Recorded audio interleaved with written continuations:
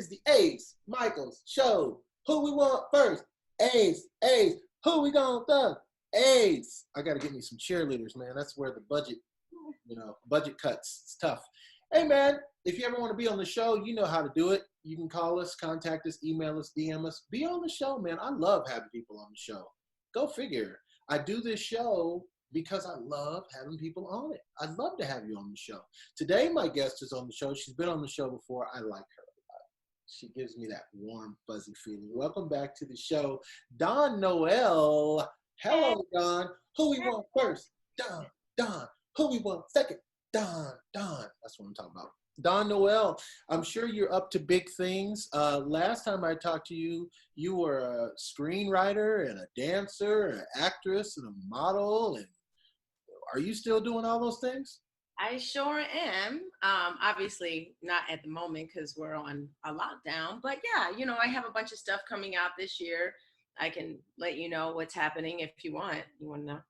I always want to know. Yeah, of course. You're always doing stuff.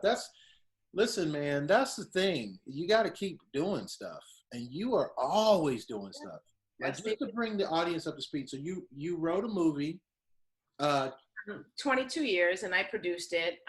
Fred Thomas Jr. directed it. And that did really well in all the film festivals since the last time we spoke. And it's up on Amazon Prime and about 10 other streaming platforms. So you guys can check that out, along with Shattered Pitch, another short film starring Chad Coleman from The Wire, The Walking Dead, The Orville, All American. So yeah, now I kind of went back into dancing a lot the past year. And tonight is the final episode of the Funny Dance Show, which is on the E! Network. And I think they're streaming it on Hulu also. It's where comedians come together and they're not dancers. And I'm one of the backup dancers. There's 2 females and 4 males. And it's really sad, but it was the most fun experience I've ever had. So tonight is the last episode. I'm sure they'll show reruns and stuff like that. And in a couple weeks, Penny Dreadful, City of Angels. I'm in 3 episodes dancing in that. One of the Pachuca, like salsa dancers in the club. So Penny Dreadful, that's already out, the first episode, but I'm in episodes 3, 9, and 10. So it should be fun. Catch it up. That was fun. Yeah. And, when you did this 22 Years movie, now, wasn't that the first movie that you had produced and written on, and it got a bunch of awards? Wasn't that your first one that you did? I mean, you've done other movies, right? Shattered Pitch was the first short film that I did, 22. And then after I was like, oh, okay, I think I know what I'm doing. Then I went and did 22 Years. So 22 Years was after, but they both won a bunch of awards and have been, all over the film festivals internationally. So, yeah. Wow. How does that feel? Awesome. Amazing. It was a few years ago, so I've moved on from it, and I took a break from producing because I'm kind of overdoing short films. If I'm going to continue producing, I want to do feature films, and I know that takes a lot more money to do feature films, especially the quality that I want to do it with, or just teaming up with a producer that can kind of help me get that off the ground. But then I just kind of focus back on me, my own acting and my own dance career, So yeah. I go fluctuate till I stay busy. And just let me side note to the people who are not in show business, just so you know, they're not just giving those awards away. You know what I'm saying? Like, you gotta do some work to get an award. In show business, as a matter of fact, show business is actually quite the opposite. Like, when you see a movie, show business in the movies, they're like, oh, baby, love you, baby, sweetie, darling, sweetie, honey, baby, sweetie. But in the real show business, it's the opposite of that. Like, you get shit. You get nothing. You get not a cracker. You get not a crumb. You understand? You could be the damn, I remember years ago, I don't know if you know this, Don, I was in the music business. You see, I was a musician, artist, and performing music, you understand. And we had a show at the House of Blues. And the House of Blues on Sunset had given us 2 dressing rooms.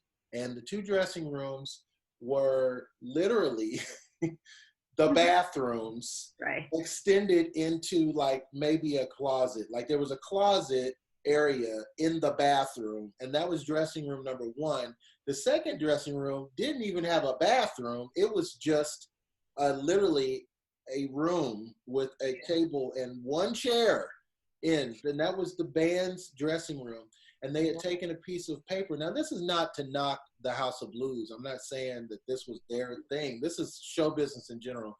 They had taken a piece of literally white paper from the ream that you put in your printer, and they had written the name of the band on the paper and tacked it up there with a little, piece of whatever kind of tape that is, clear tape, put that up there. We did our set, and by the time we were done with our 40-minute set, we were all moved out of the dressing rooms. The new band had their name tacked up on the door. All of our stuff was already in the hallway. So welcome to show business, baby. That's what it is. Show business is tremendous, tremendous, tremendous rejection. If you're not ready to be told to your face that you suck, don't mess with show business. Don't even mess with it, because I'm telling you, not only will you be told hardcore, they are professionals telling you hardcore. Like I was talking to a friend of mine. She said she was working on a movie with, oh my gosh, huge director. And Matthew McConaughey's in this movie, and a bunch of other big name actors. And she was an extra. And she said she was standing there, and some guy just turns and yells at her from out of the blue. He's like, "Don't you know anything about continuity? Are you an idiot? Why are you standing here? Get the off my set. Go to, and get the, and am I right, Don? Is this what it is in show business?" I mean, I may have done that too. Because time is money and money is time. If you're going to be an extra, they teach you basic things about continuity. And now we have to do the whole shot all over again. I would have been mad too. Wow.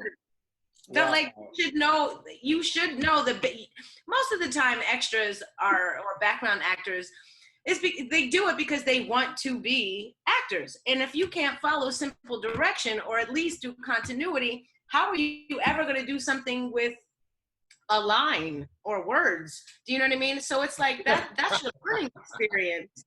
I would have done the same thing. I'm experiencing a whole different Don than the one that started the show. Now the producer Don is out, like, oh, snappy. It's like that. Oh. Okay, so you started off at some point. You got rejection. Tell us about one of your rejections. Yeah. Somebody had to bring you down.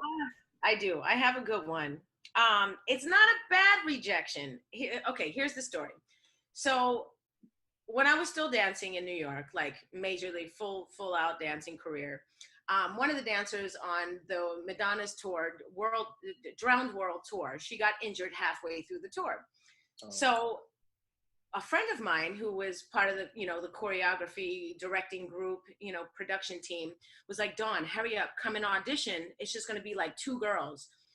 We need a replacement right away." I never auditioned for her from the get-go. I didn't even care. I mean, I was doing modern dance and operas at the time, but everyone knew that I was a versatile dancer. So I go to the audition and she chooses me.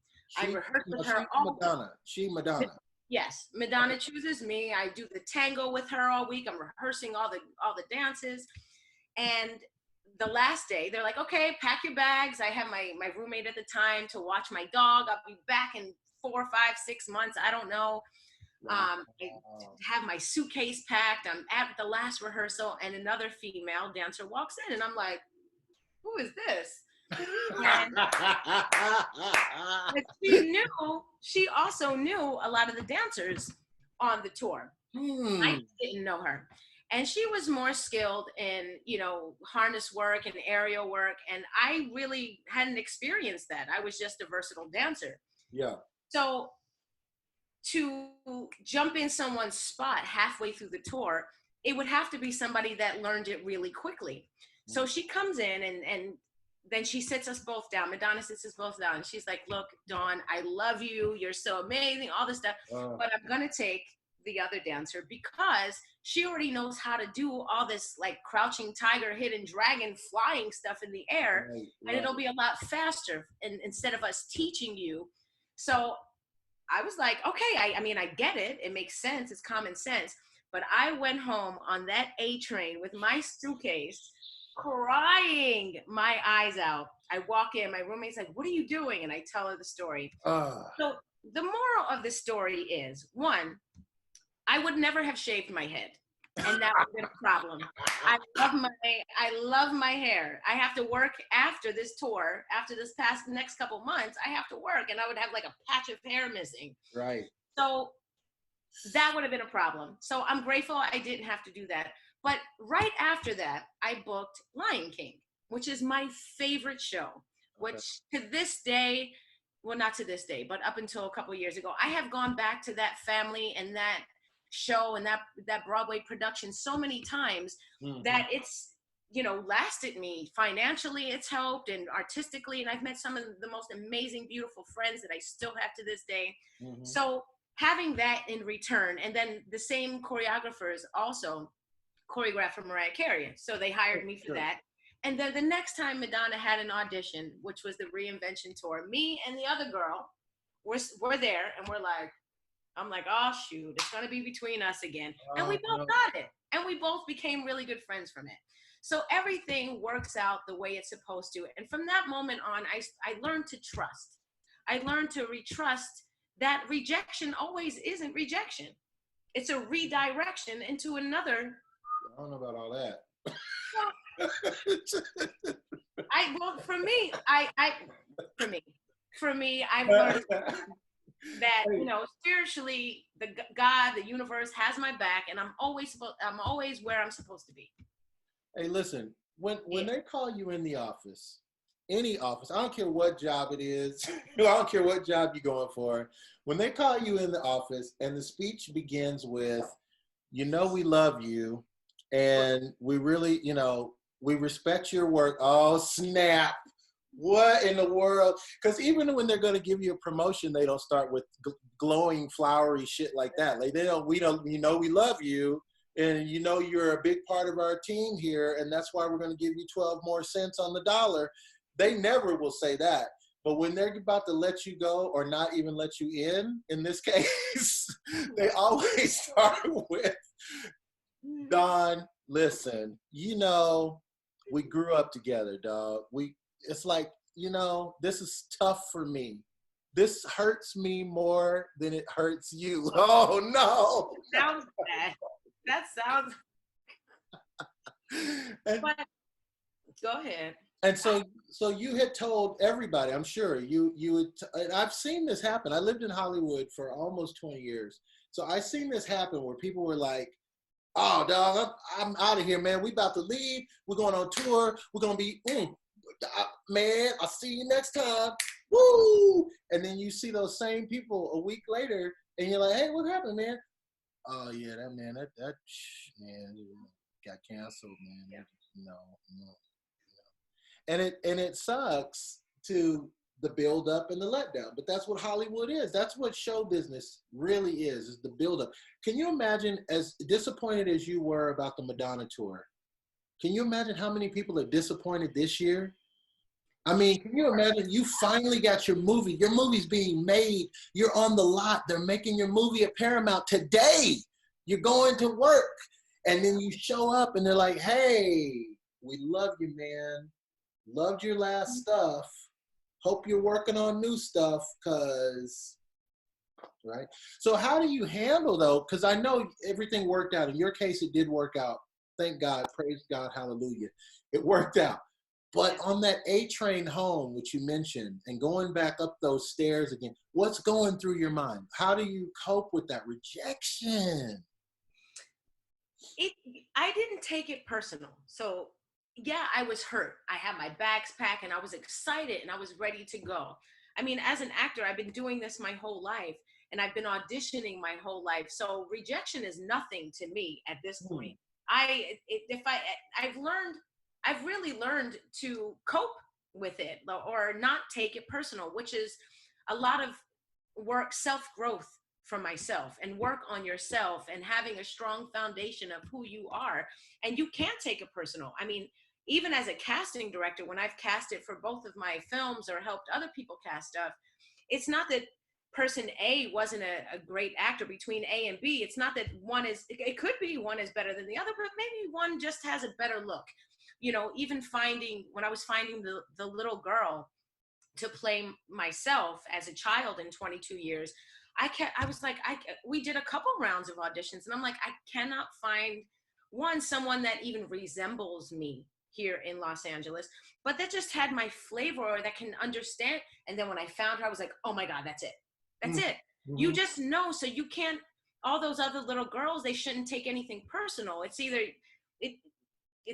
there's a lot of things involved. It can be a look, it can be a height, it can be the training that you've had, a personal relationship to the producer or the director. Maybe somebody owes them a favor. It definitely has a lot to do with your talent, but having that strong foundation of who you are and not taking anything personal, because 9 times out of 10, you will be rejected. You may get 1 out of every 10 auditions. There's so many actors out here and dancers. There's so much talent, you know, here in New York. You just have to be ready for it.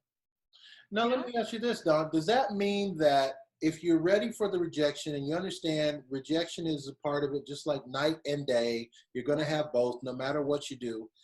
Does that mean when you land a part that you shouldn't also be ecstatic that you landed it? Because after all, it was just a casting decision. It doesn't mean that you're better or greater. It just means you were right for that one thing. That part you were right for. Next time, it might not be you. I mean, I say definitely, for sure, be grateful. But I say even be grateful for the opportunity to even audition. You know, you know what I mean? Just be grateful, period. And I always say have hobbies. For me, I don't make my career my life anymore. You know, like I have hobbies because life is not just about your career. What else can you bring to the table? Maybe they want somebody that knows how to ride horses or does martial arts, and then bam, you know how to do that. So work on yourself, because traveling the world and being cultured or knowing another language can also bring something to the table as an actor, because that's what we are. We study human beings. We study characters of people. So work on that, work on you, get to know you, and then you won't take things so personal. You won't be so butthurt. You know, it's your job. But here's another thing. Know why you want to do what you're doing. I say this all the time. If you want to be rich, go be a doctor or a lawyer. If you want to be famous, go be on a reality show. But if you really love the arts and you have a message to say, or you need to express yourself to make change in the world, then you can go perform in the middle of the country in a small black box theater and be just as happy. So always know why you're doing what you're doing. Because 9 times out of 10, you will have a side job. You will be a waitress or a bartender or a personal trainer, something. You will be doing something on the side, because only 5% of SAG-AFTRA union actors are really making a living at this. Right. So find your happiness somewhere else, not in the approval of someone else, or create your own stuff. Then you don't have to worry about what anybody says. Now, speaking of the approval of someone else, though, has it ever affected you who rejected you? Like, for example, I was watching a documentary on Prince, and they were interviewing Morris Day, you know, at the time, right? And Morris had come into Prince. Morris said he came into Prince with this great idea that anybody would have been excited about. Like anybody else but Prince would have been all over this idea.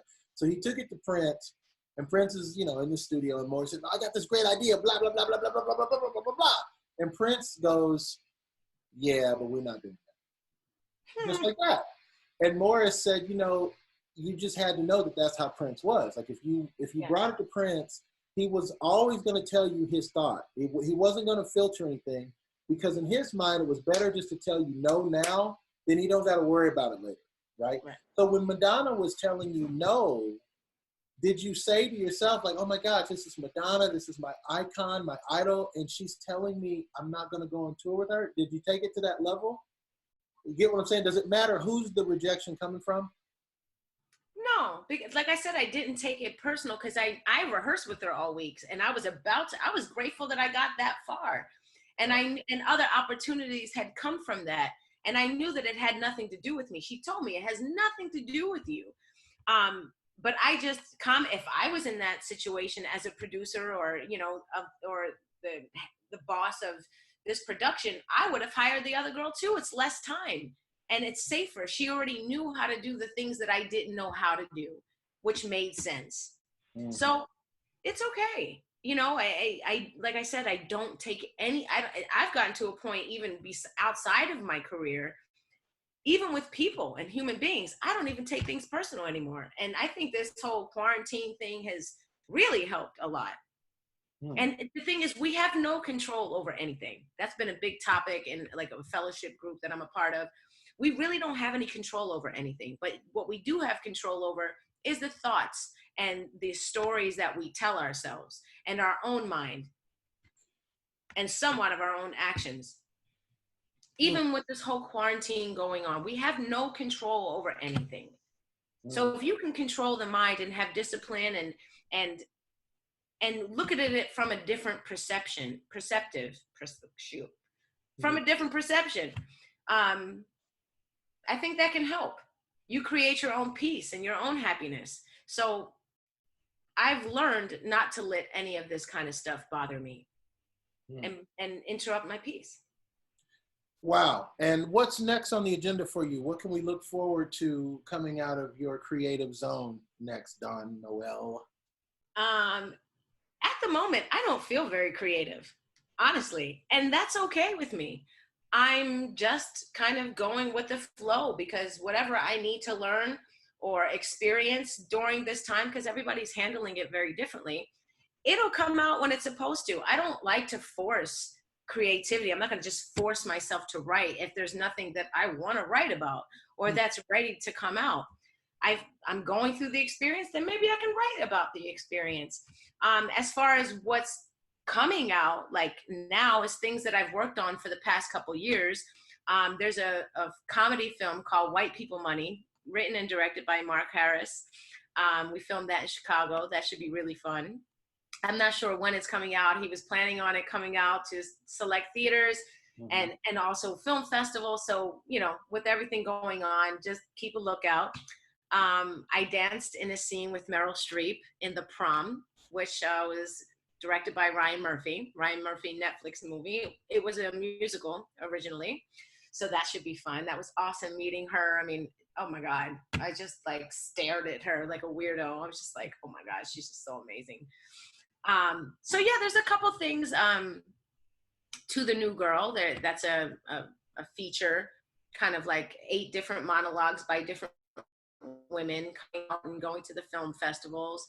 And then, you have Penny Dreadful that's coming. So there's a bunch of stuff. SOS, that's an independent horror film, which I'm also one of the producers on. And I got to bring my dog as a part of the cast. Nice. Which I was so excited about. So yeah, there's stuff coming out, but there's nothing I'm really working on creatively at the moment. I'm kind of enjoying the work that I have done and promoting that at the moment. Yeah. And that is what's up. How do we find you on the www? We want to follow you. We want to stay in stock. We want to be part of your life from this day forward. What do we need to do? Cool. My website is dawn-noel.com. That's DAWN-NOEL. You can find me on Facebook, Twitter, Instagram, LinkedIn, IMDb, all under Dawn Noel. DAWN-NOEL. And that is what's up. Hey, man, I think there's some good points on rejection. You know what? At the end of the day, you're living the life that you love and you're loving the life you live. That's really all that matters. If you go in and you audition for somebody, you don't get the role, guess what? You get the next one. It always happens that way. I don't think anyone's ever walked into an audition and they just shot them dead on the floor because they were that bad and they just didn't deserve the role. Nah, it never happens. So no matter what, at the end of the day, you lose one, boom, comes another. You never know. Dawn Noel, thank you for being on the show today. Everybody else, thank you for watching, sharing, and liking. Make sure you subscribe to YouTube, and we'll see you soon on the Ace. Thank you.